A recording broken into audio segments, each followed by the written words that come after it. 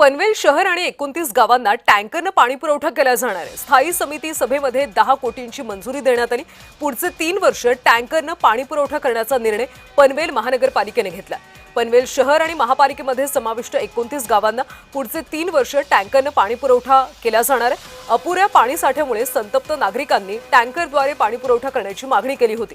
मुबलक पाणी पुरवठा करण्यासाठी पनवेल महापालिकेचे प्रयत्न सुरू असले तरी त्याला काही वर्षांचा कालावधी लागणार आहे। तोपर्यंत नागरिकांचे हाल होऊ नयेत यासाठी पनवेल महापालिका 10 कोटी रुपये खर्च करून पनवेल शहर आणि 29 गावांना टँकरनं पाणी पुरवठा करणार असून या निर्णयाला स्थायी समिती सभेमध्ये मंजुरी देण्यात आली। पाण्याच्या संदर्भात आम्ही एकदम सिरियसली आहोत। त्या अनुषंगाने जनतेचे हाल होऊ नये म्हणून सिडको हद्द वगळता 29 गावाला जो पाण्याचे टँकर पुरवले जातात त्या अनुषंगाने त्या पाण्याच्या टँकरचे आम्ही डिटेल्स त्या ठिकाणी संबंधित अधिकाऱ्यांकडून मागितले आणि त्या अनुषंगाने आपण त्याला आता मान्यता दिली। कारण आज जर आपण विषय फेटाळला आणि जनतेचे हाल झाले ते आम्हाला काय जनतेला चालणार नाही।